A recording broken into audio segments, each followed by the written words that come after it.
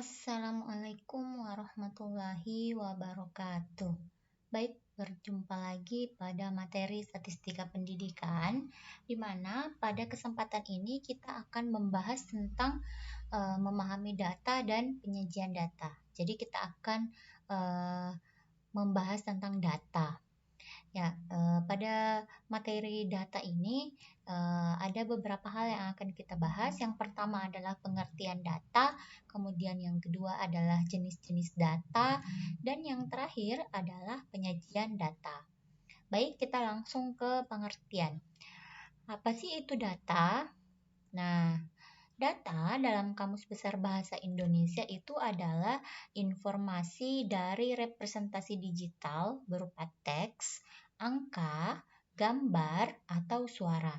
Jadi data itu tidak hanya berbentuk angka saja ya, tapi juga bisa berupa teks, gambar, ataupun suara. Nah, selanjutnya menurut Budi, data itu merupakan bentuk jamak dari datum yang dapat didefinisikan sebagai kumpulan fakta, keterangan, atau angka-angka yang dapat digunakan sebagai dasar untuk menarik kesimpulan. Jadi, data itu sebenarnya merupakan bentuk jamak dari datum, di mana datum itu didefinisikan sebagai kumpulan fakta, keterangan, atau angka-angka. Nanti fakta, keterangan, atau angka-angka itu bisa kita gunakan sebagai dasar kita dalam menarik sebuah kesimpulan. Nah, selanjutnya karena data itu sangat penting, maka data itu harus betul-betul dapat dipercaya. Artinya, benar-benar dapat menggambarkan kondisi atau keadaan yang sesungguhnya. Jangan sampai ketika kita mengumpulkan data itu tidak bisa dipercaya.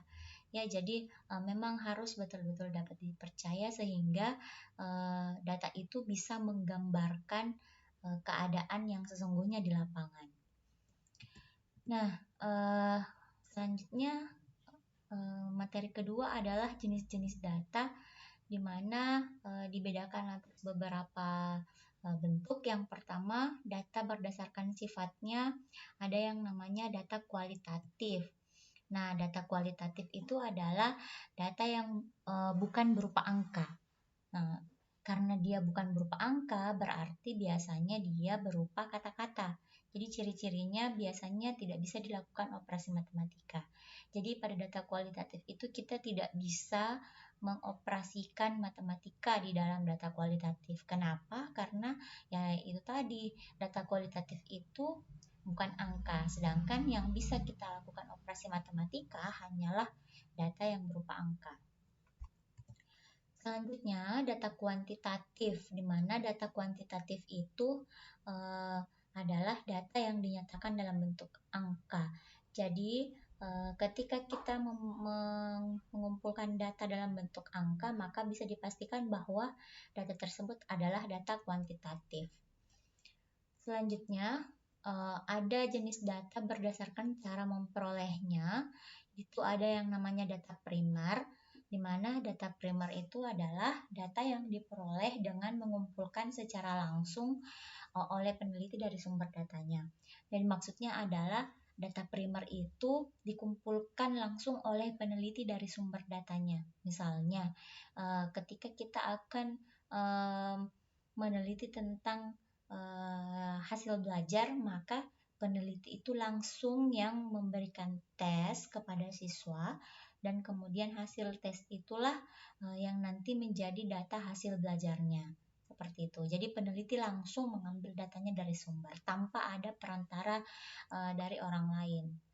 Nah, sedangkan untuk data sekunder adalah data yang diperoleh secara tidak langsung atau dengan kata lain dapat diperoleh dari berbagai sumber seperti buku, laporan, dinas pengumpulan data, dan lain-lain. Nah, berbeda dengan data primer yang tadi, data sekunder ini diperoleh secara tidak langsung. Maksudnya adalah misalnya kita sama ya, mau meneliti tentang hasil belajar, tapi kita tidak langsung memberikan siswa tes, melainkan langsung mengambil nilai raport atau nilai ulangan harian dari guru. maka itu namanya data sekunder karena kita tidak langsung mengambil data di lapangan, tapi kita mengambilnya ada perantaranya. Perantara di sini yang dimaksud adalah gurunya. Nah, menurut PowerPoint ini kita bisa melihat bahwa sumber itu bukan hanya dari guru, berarti bisa juga dari buku, dari laporan, dinas pengumpulan data, dan lain-lain.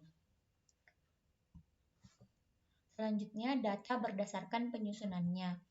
Nah, data berdasarkan penyusunannya ada yang namanya data nominal. Nah, data nominal itu adalah data yang paling rendah dalam level pengukuran data.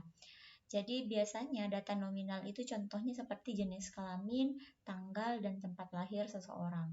Jadi kalau berbicara tentang data nominal, maka biasanya kita selalu mengingat bahwa data nominal itu adalah level yang paling rendah. Jadi biasanya hanya mengumpulkan seperti jenis kelaminnya apa, tempat dan tanggal lahirnya di mana. Kemudian yang kedua data ordinal, di mana data ordinal itu ada tingkatan data di dalamnya. Maksudnya adalah kalau teman-teman pernah melihat angket, di situ kan biasanya ada pilihan bahwa kalau kita sangat setuju itu biasanya memilih nomor 4, setuju memilih nomor 3, kurang setuju memilih nomor 2, dan tidak setuju memilih 1. Nah, itu adalah data ordinal. Kenapa dikatakan ada tingkatannya? Ya, karena tadi sangat setuju, setuju, kurang setuju, dan tidak setuju itu bertingkat-tingkat. Mulai dari tidak setuju itu 1, kemudian ketika kurang setuju itu 2, setuju itu 3, dan sangat setuju 4. Jadi ada tingkatan data di dalamnya. Selanjutnya, data interval. Nah, data interval itu adalah sebuah acuan pengukuran yang diperoleh dari alat ukur yang jelas, memiliki satuan berupa angka yang sebenarnya, bukan simbol atau kategori. Jadi kalau membahas tentang data interval, kita biasanya mengingat bahwa misalnya di dalam ruangan.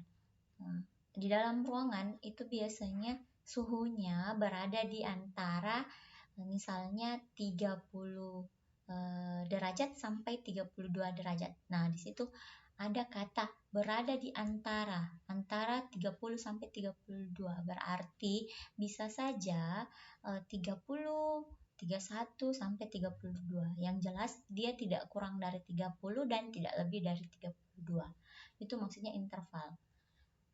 Ya, kemudian yang terakhir adalah data rasio, di mana data rasio itu adalah sebuah acuan pengukuran yang memiliki satuan, dapat diurutkan, memiliki interval yang sama, memiliki tingkatan, dan sudah ada perbandingan yang bermakna, nol mutlak. Jadi data rasio ini adalah data yang paling tinggi tingkatannya di antara keempat data yang tadi. Karena data rasio itu sudah ada pengukurannya, kemudian sudah ada satuannya, dapat diurutkan, kemudian sudah ada interval yang sama dan memiliki tingkatan. Jadi ketika ditanya data mana yang paling tinggi di antara keempat data ini, maka yang paling tinggi adalah data rasio. Kemudian data berdasarkan pengumpulannya ada data internal, di mana data internal itu adalah data yang diambil dari dalam tempat dilakukannya penelitian. Jadi ada kata internal di sini. Internal maksudnya di dalam. Jadi data internal itu kita ambil dari dalam tempat kita melakukan penelitian. Jadi semua data yang kita ambil di dalam tempat penelitian itu namanya data internal. Kemudian ada lagi yang namanya data eksternal. Nah, data eksternal itu adalah data yang diambil dari luar tempat dilakukannya penelitian. Jadi kita misalnya meneliti di sebuah sekolah, tapi kita mengambil data dari luar sekolah, itu namanya data eksternal ya.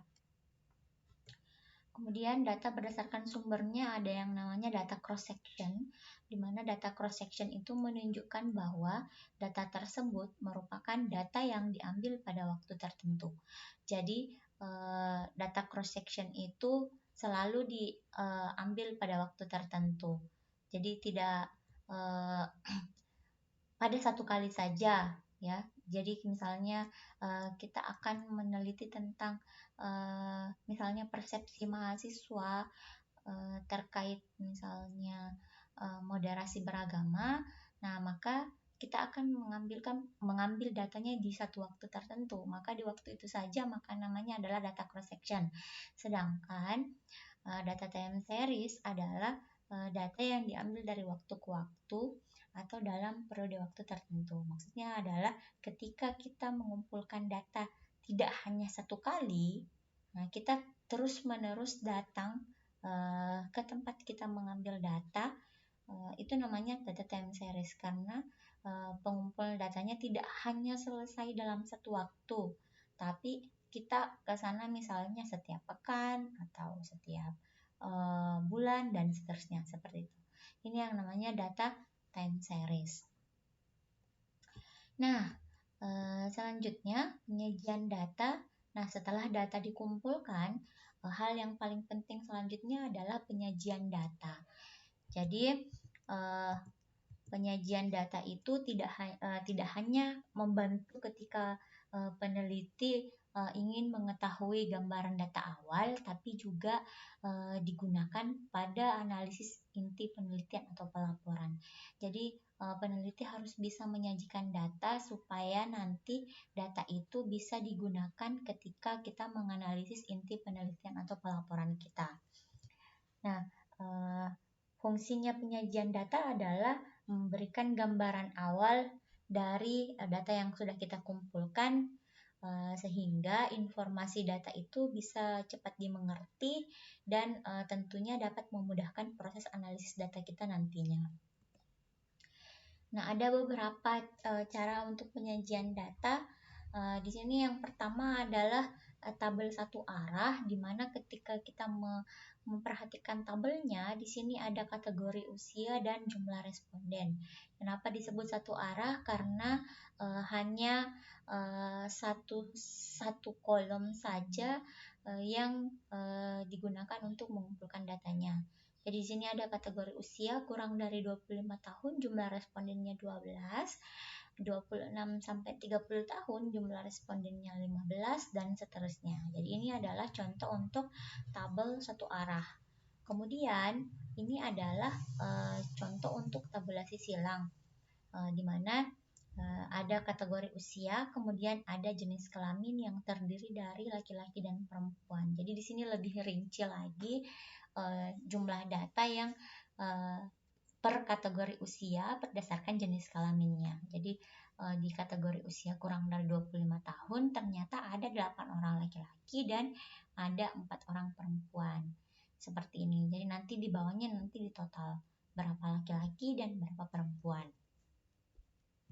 Kemudian selanjutnya ini adalah tabel frekuensi, di mana tabel frekuensi itu memuat kategori usia, kemudian ini ada frekuensinya, kemudian ada juga frekuensi kumulatif, di mana frekuensi ini menunjukkan banyaknya responden yang berada pada kategori usia tertentu. Misalnya ini di kategori usia 19 sampai 22 tahun itu ada 4 orang. Kemudian di kategori 23 sampai 27 tahun ada 12 orang. Nah, selanjutnya ini frekuensi kumulatifnya diperoleh dengan menjumlahkan frekuensi demi frekuensi. Maksudnya adalah pada kategori usia 19 sampai 22 tahun itu frekuensi kumulatifnya 4, kemudian pada kategori usia 23 sampai 27 tahun itu frekuensi kumulatifnya 16, diperoleh dari mana? Ini dari 4 tambah 12 sama dengan 16. Kemudian selanjutnya ada line chart. Line chart itu adalah biasa juga disebut sebagai grafik garis, di mana di sini ada jumlah responden berdasarkan usia dan jenis kelamin, di mana warna orange itu mewakili perempuan dan biru itu mewakili laki-laki. Nah, yang fungsi dari line chart itu kita bisa langsung melihat perbandingan antara data laki-laki dan perempuan di setiap kategorinya. Kita bisa lihat kenaikannya, penurunannya, dan fungsi dari line chart itu lebih ke membandingkan data. Kemudian histogram, di sini histogram jumlah responden berdasarkan usia dan jenis kelamin, di mana yang warna biru adalah laki-laki dan yang perempuan adalah warna orange. Histogram juga bisa digunakan untuk membandingkan data, tapi dalam bentuk diagram batang. Jadi kita bisa memperhatikan peningkatan dan penurunan dari sebuah data dengan menggunakan histogram. Nah, selanjutnya ini ada penyajian data dengan pie chart atau biasa juga disebut sebagai diagram lingkaran. Nah, ketika menggunakan diagram lingkaran, maka yang akan muncul adalah persentase, karena memang diagram lingkaran itu menunjukkan persentase dari setiap kategori. Jadi kita bisa melihat kategori mana yang persentasenya paling tinggi, artinya kategori tersebut memiliki data yang paling banyak. Nah, di sini kita bisa lihat persentase paling tinggi itu berada di 29% di warna kuning, di mana ketika kita melihat kategorinya, oh ternyata yang paling tinggi itu adalah di usia 33 sampai 36 tahun. Kemudian yang paling rendah ada di 5%, di 5% itu adalah warna biru muda. Nah, ternyata biru muda itu adalah kategori usia 45 sampai 48 tahun. Jadi kita lebih mudah untuk melihat persentase dari setiap kategori. Itu adalah kegunaan untuk pie chart. Nah, sekarang ini adalah piktogram, contoh piktogram, di mana ada hari, ada Senin, Selasa, Rabu, Kamis, Jumat, dan Sabtu, kemudian ada jumlahnya 70, 80, 60, 50, 90, dan 70. Nah, ketika kita memperhatikan gambarnya, oh ternyata gambar satu orang itu mewakili 10 orang. Jadi, pada Senin itu jumlahnya ada 70 orang, maka gambarnya ada 7, ya, seperti ini. Fungsi dari piktogram adalah lebih memberikan gambaran kepada kita tentang data yang telah kita kumpulkan. Baik, mungkin cukup sekian untuk materi tentang data pada hari ini. Saya kira cukup sekian. Sampai jumpa pada video selanjutnya. Assalamualaikum warahmatullahi wabarakatuh.